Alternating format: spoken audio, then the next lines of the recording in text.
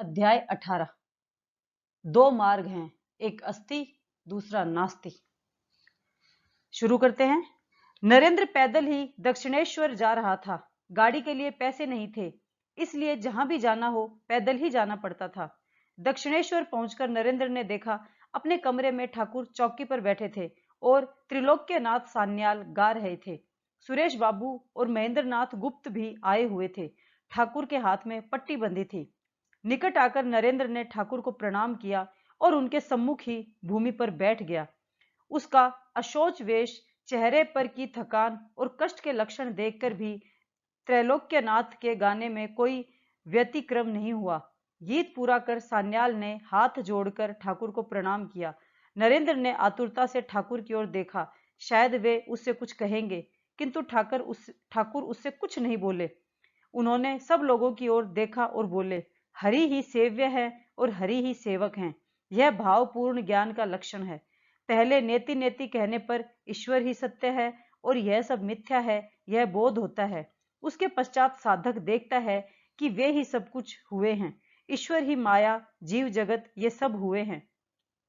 जैसे एक बेल में गुदा, बीज और खोपड़ा है।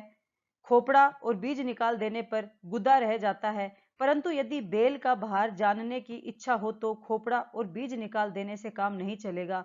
उसी प्रकार जीव जगत को छोड़कर पहले सच्चिदानंद में जाया जाता है। उन्हें प्राप्त कर लेने के पश्चात मनुष्य देखता है ये सब जीव जगत भी वे ही हुए हैं।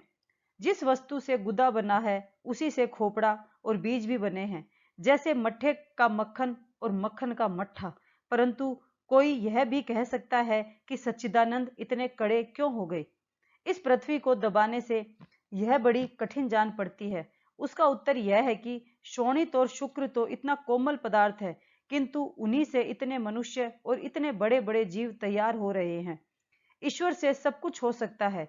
एक बार अखंड सच्चिदानंद तक पहुंचकर फिर वहां से उतरकर यह सब देखो, वे ही सब कुछ हुए हैं। संसार उनसे अलग नहीं है। गुरु के पास वेद पढ़कर श्री रामचंद्र को वैराग्य हो गया। उन्होंने कहा, संसार यदि स्वप्नवत है तो उसका त्याग करना ही उचित है। इससे दशरथ डर गए। राम को समझाने के लिए उन्होंने गुरु वशिष्ठ को भेजा। वशिष्ठ ने कहा, राम, तुम हमें समझा दो कि ईश्वर संसार से अलग एक वस्तु है। यदि तुम समझा सको कि ईश्वर से संसार नहीं हुआ तो तुम उसे छोड़ सकते हो। राम चुप रह गए। उन्होंने उत्तर नहीं दिया। सब तत्व अंत में आकाश तत्व में लीन हो जाते हैं। सृष्टि के समय आकाश तत्व से महत तत्व, महत तत्व से अहंकार, ये सब क्रमशः तैयार हुए हैं। अनुलोम और विलोम, भक्त इन सब को मानते हैं। भक्त अखंड सच्चिदानंद को भी मानते हैं और जीव जगत को भी। परंतु योगी का मार्ग अलग है। वह परमात्मा में पहुंचकर फिर वहां से नहीं लौटता, उसी परमात्मा से युक्त हो जाता है। थोड़े के भीतर जो ईश्वर को देखता है उसे खंड ज्ञानी कहते हैं। वह सोचता है उसके परे और उसकी सत्ता नहीं है। भक्त तीन श्रेणी के होते हैं, अधम, मध्यम और उत्तम। अधम भक्त कहता है वे हैं ईश्वर, और ऐसा कहकर आकाश की ओर अंगुली उठा देता है। मध्यम भक्त कहता है वे हृदय में अंतर्यामी के रूप में विराजमान हैं। उत्तम भक्त कहता है वे ही सब कुछ हुए हैं। नरेंद्र पहले परिहास कर कहता है था, यदि वे ही सब कुछ हुए हैं तो ईश्वर लोटा भी है और थाली भी। अपना नाम सुन नरेंद्र कुछ आश्वस्त हुआ। ठाकुर उसे एकदम भूले नहीं हैं। बोला, यह आपके हाथ को क्या हुआ है? रेलिंग के पास गिर पड़े, सुरेश बाबू ने कहा। देह के साथ सुख दुख तो लगा ही रहता है। ठाकुर ने त्रैलोक्यनाथ की ओर देखा। देखो न, नरेंद्र के पिता का देहांत हो गया। नरेंद्र के कान खड़े हो गए। ठाकुर सब कुछ जानते हैं। उसके घर वाले बड़ा कष्ट पा रहे हैं, परंतु कोई उपाय नहीं हो रहा है। वे कभी सुख में रहते हैं, कभी दुख में। त्रैलोक्यनाथ ने जैसे कुछ घबरा कर पूछा, जी, क्या नरेंद्र पर ईश्वर की दया नहीं होगी? ठाकुर हंस पड़े। और कब होगी? नरेंद्र उनकी ओर देखता रह गया। क्या अर्थ है इसका? काशी में अन्नपूर्णा के मंदिर में कोई भूखा नहीं रहता, किंतु किसी किसी को सांझ तक बैठे रहना पड़ता है।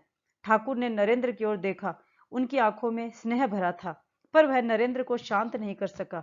वह जैसे चेतावनी के स्वर में बोला, मैं आजकल नास्तिक दार्शनिकों के विचारों का अध्ययन कर रहा हूं।